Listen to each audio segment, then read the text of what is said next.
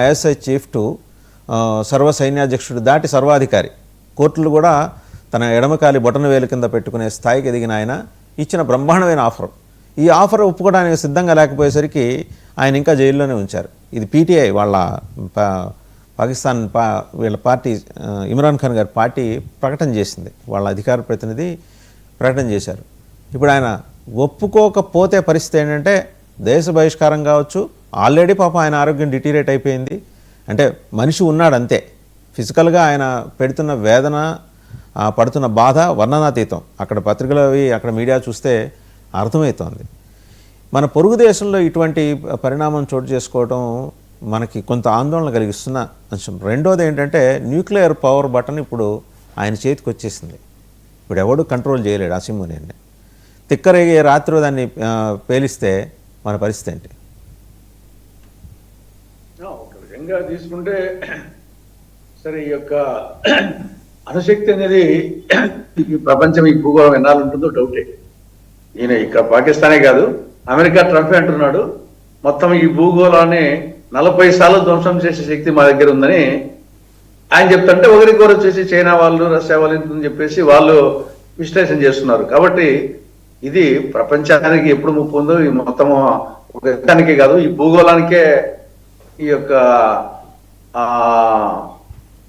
యొక్క సౌర కుటుంబంలో ఉన్నటువంటి ఈ యొక్క నవగ్రహాలు, ఈ భూగోళమే ఏమైపోతుందో నాకు ఇప్పటికీ అది అప్పుడప్పుడు నాకు అనిపిస్తూ ఉంటుంది. ఈ యొక్క పిచ్చోని చేతిలో ఇక్కడ సైనికాధిపతి ఎట్టున్నాడు, అక్కడ పిచ్చోళ్ళు వచ్చేసి చేతిలో ఉన్నాక ఎప్పుడు ఏ విధంగా అవుతుందో చెప్పలేము. కాబట్టి ఇది ఓవరాల్ గా ఉన్నటువంటిది.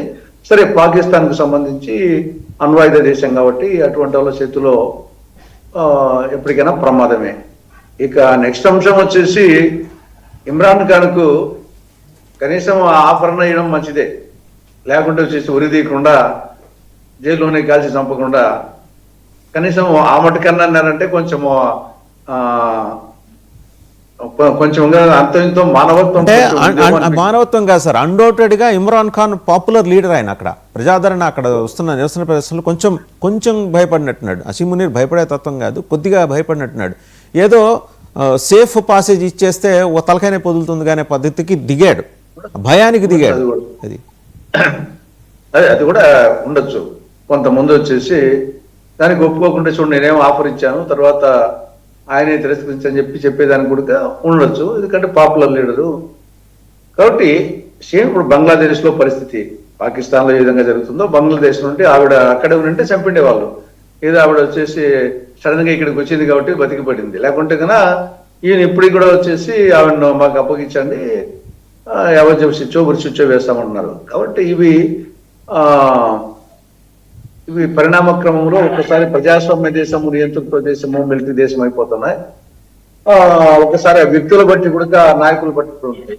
కాబట్టి ఇప్పుడు మనము బంగ్లాదేశ్ చూసుకుంటే ఆయనేమో నోబెల్ ప్రైజ్ గ్రహీత, కానీ ఆయన పరిస్థితి వచ్చేసి ఇప్పుడు అట్లుంది, ఇక్కడ ఈయన నియంత. కాబట్టి పరిస్థితులు బట్టి కూడా ఆధారపడి ఉంటాయి. ఎనికో మన జాగ్రత్తలో మనం ఉండాల్సిందే. ప్రపంచ భూగోళం కూడా ఒకసారి ఏమైపోతుందో ఈ భూమి అనే భయం కూడా అనిపిస్తుంది. పిచ్చోని చేతులు రాగినట్టు ఈ అణ్వాయుధ శక్తి మళ్ళీ పోటీ పడుతున్నారు. ఇప్పుడు ఇంతవరకు ఉండేది చాలక మళ్ళీ పోటీ పడుతున్నారు. కాబట్టి ఇది భగవంతుడే కాపాడాలి. సార్, తులసిరెడ్డి గారు, do you suspect the conspiracy of deep state? మన చుట్టుముట్టి ఉన్న దేశాల్లో ఈ రకమైన సంక్షోభాలు సృష్టించడం ద్వారా మన మీద ఒక రకమైన ఒత్తిడి పెంచడం వెనక డీప్ స్టేట్ ఉందా? అమెరికా ఆధ్వర్యంలో పనిచేసే డీప్ స్టేట్ ఉందా? అంటే కొంతవరకు ఉంటుంది, కానీ అమెరికా మెయిన్ గా మన గురించి ఆలోచించదు, కానీ గతంలో రష్యా గురించి ఆలోచించేది, ఇప్పుడు చైనా గురించి ఆలోచిస్తూ ఉంటుంది. ఆధిపత్యం కోసం, ఆధిపత్య పోరులో న్యాచురల్ గా వచ్చేసి చైనాను దృష్టిలో పెట్టుకొని స్టెప్స్ చేస్తుంటాయి.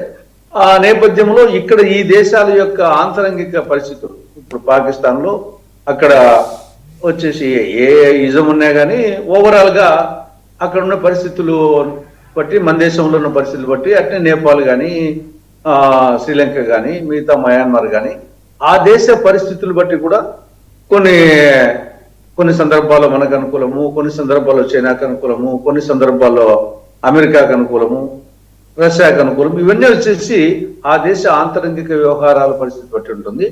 అప్పుడు ఉన్నటువంటి నాయకుని యొక్క పరిస్థితి బట్టి ఉంటుంది. ఆ దేశంలో ఉన్న నాయకుడు శ్రీలంకలో ఒక నాయకుడు ఉంటే భారత్కు అనుకూలంగా ఉంటాడు, ఇంకో నాయకుడు ఉంటే చైనాకు అనుకూలంగా ఉంటారు. ఇది బేస్ చేసుకొని అమెరికా వచ్చేసి ఓవరాల్ గా చైనాను దృష్టిలో పెట్టుకొని రష్యాను దృష్టిలో పెట్టుకొని ఆడుతూ ఉంటుంది.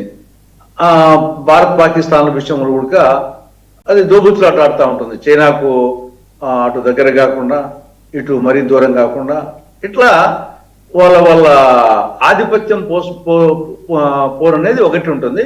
ఆ దేశంలో ఉంటుంటే ఆంతరంగిక అంతర్గత విషయాల బట్టి ఆధారపడి ఉంటుందని నా అభిప్రాయం. రైట్, ఒకసారి కిషోర్ గారి దగ్గరికి వెళ్ళాం. కిషోర్ గారు, పొరుగు దేశంలో జరుగుతున్న పరిణామాలు, ఆయనకి దేశ బహిష్కార శిక్ష, అయితే 2 ఆఫర్లు ఇచ్చారు మనకి. క్రిస్మస్కి సంక్రాంతికి ఇస్తుంటారు కదా, అలాంటి ఆఫర్ ఆయనకు కూడా ఇచ్చారు. ఏంటంటే మేమేవో రాయితీలు ఇస్తాం